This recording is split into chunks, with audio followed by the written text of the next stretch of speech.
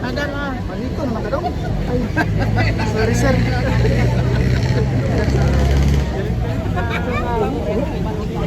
Sino ba? Sige, support kami. Ay. Dayo sa likod mo. Ay, taasan mo ba? Ay! Ulang! Ay! Sabay. Aray ka!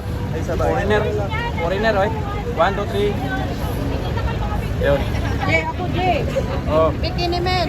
Pakipuyo. Anak ko. Hindi na to sukat dahil na to. Buti binasa. Ah. Nagawa mo rito? Lakas ka daw.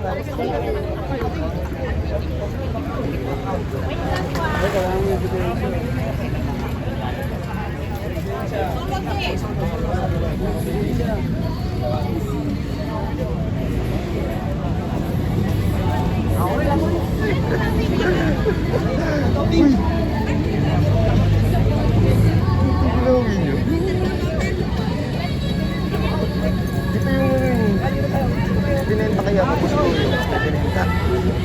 Bakit kumuha niya ulit? Galing na to ay gusto ko yun eh. Sige Pilipinas.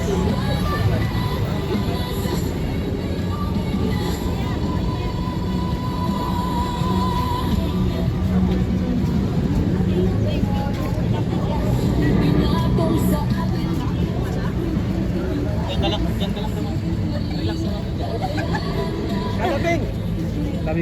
Ako ang wala din rin. Kaya mo na, mag-edit na lang ako. Edit ka na lang. Doon ako sa taas. Remove background na lang namin yan. Sir, mensahe mo muna kay dating Pangulong Rodrigo Duterte. Ayan, magandang umaga po sa atin lahat. Ang mensahe po ng kabuuan ng aming grupo ay as usual po, nung simula nung siya ay dinala sa Hague, ay tayo po ay patuloy na nakikilahok at nakikiisa sa mga panawagan ng mga motorcade na ang ating Tatay Digong ay tuluyan ng makauwi. Kaya Tatay Digong, ang mensahe namin sa inyo, tayo kami naman, nandito lang po kami upang mananawagan lagi at nagdadasal sa iyong kalusugan na kayo po ay pauwi na po dito sa aming mahal na bayan. Kami at kabuuan ng aming grupo sa Duterte Rider Supporters ay nakikisa at patuloy na nagtitipon-tipon upang manawagan ng ating mahal na Tatay Digong ay pauwi na po dito sa ating mahal na bansang Pilipinas. Sir, sa mga pumirma ho ng signature campaign para mapauwi si dating Pangulong Duterte, ano po ang inyong mensahe para sa kanila? Ayun, maraming salamat po sa mga unang-una, sa mga nag-initiate po ng ating kami naman na signature campaign sa Luzon, Visayas, Mindanao, sila Ate Joey, sila Placido, no?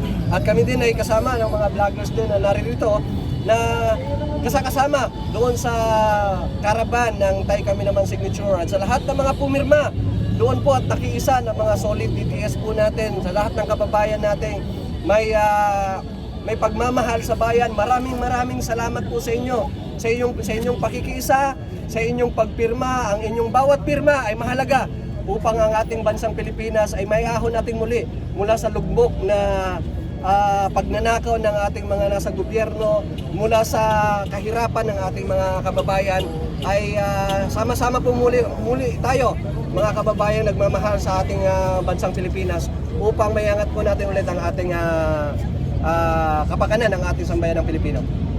Sir, sa ano nila po, sa mga nagpadala kay dating Pangulong Duterte, baka po meron po kayong mensahe para sa kanila? Sa mga tao naman na involved doon sa illegal na pagdukot sa ating mahal Pangulong Duterte, no? Sana magkaroon po kayo ng inyong kalinawan sa inyong pag-iisip. Sana magkaroon po kayo ng harmonious doon sa inyong pakikibaka sa araw-araw, no?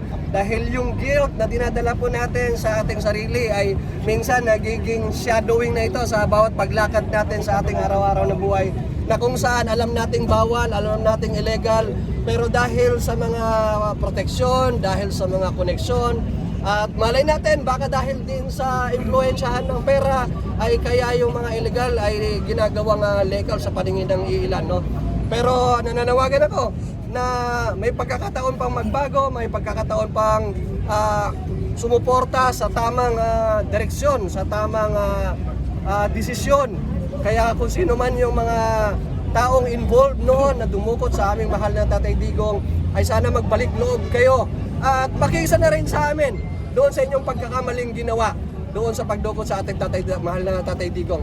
At naway makiisa dito sa mga solid Duterte po na manawagan na rin na tuluyan po siyang makauwi dito sa bayan natin sa Pilipinas. At dito po siya litisin dahil si Tatay Digong ay isang lehitimong Filipino citizen at nararapat lamang na siya ay dito po aareglohin kung ano man yung kaso na dapat kakaharapin ng ating tatay. Sir, yung grupo ho ninyo, bakit hanggang ngayon ho ay napakasulit ang inyong suporta kay dating Pangulong Duterte? Ayun, isa lamang po. Dahil lamang po yan sa pagmamahal namin sa ating mahal na Tatay Digong. At alam naman po natin at hindi lang ang aming grupo, marami pong nagmamahal sa ating Tatay Digong. Dahil kitang-kita natin yung pamamalakad nila. At ang Davao ay isang ehemplo, isang produkto at resulta ng magandang pamamalakad sa kahit saang sulok ng Pilipinas. Makikita natin ang isang politiko na maganda ang kanyang pamamalakad doon kung anong bayan siya, no? Yung mga tumatakbong ibang mga politiko John, silipin nyo kung ano ang bayan nila. Maganda ba yung pamamalakad dito? Maganda yung ba yung kanilang mga programa? Pag hindi maganda, ang salita pwedeng mapaganda, pero ang resulta hindi mo mababago. Kaya kami mga bilang DRS ay subok na at kitang-kita natin ng ating mga mata kung ano yung pamamalakad sa bansang sa syudad na Davao. Kaya nararapat lang na dapat nating suportahan ang magandang governance at pamamalakad ng ating mahal na Tatay Digong. Gayon din sa mga galing sa Davao katulad nila VP Sara at Congressman Pulong at iba pa na namamalakad sa Davao. Nagpapatuloy silang nagpapaganda, inaayos ang kanilang syudad. So ang kanilang syudad ay isang ehemplo na dapat sundin ng bawat syudad dito sa Pilipinas. Kaya po kami bilang DRS ay wala po kaming tigil, wala po kaming humpay, tuloy-tuloy ang aming suporta, tuloy-tuloy ang aming solidong samahan tungo doon sa good governance ng mga Duterte. Sir, nagdeklara si VP Sara na siya tatakbo bilang Pangulo this coming 2028. Ano pong opinion po ninyo? Well, lahat naman tayo na mga nagmamahal sa ating VP Sara ay tuwang-tuwa sa maagang deklarasyon, no? At ito'y nakikitaan natin na magandang senyales ito na ang lahat ng mga Duterte or DDS ay makiisa. We will move as one in accordance with the guidance of our VP Sara. At maganda na rin iyon na binigyan tayo ng senyales upang tayo ang lahat ng mga Duterte ay magkaisa upang iisa lang ang ating hakbanin. So maraming salamat sa iyo, mahal na VP Sara, sa iyong maagang pagdeklara doon sa iyong pagtakbo bilang presidente sa 2028. At kami po bilang DRS, Duterte Rider Supporters, ay nandito lang na habang buhay nakasuporta sa magandang pamamalakad ng mga bawat politikong tatakbo dito sa ating bayan. Dahil iisa lang po ang gusto ng mamamayang Pilipino, na maiangat natin ang ating bansa. Dahil sa pag-angat ng ating bansa, ang bawat mamamayang Pilipino ay umangat din ang ating buhay.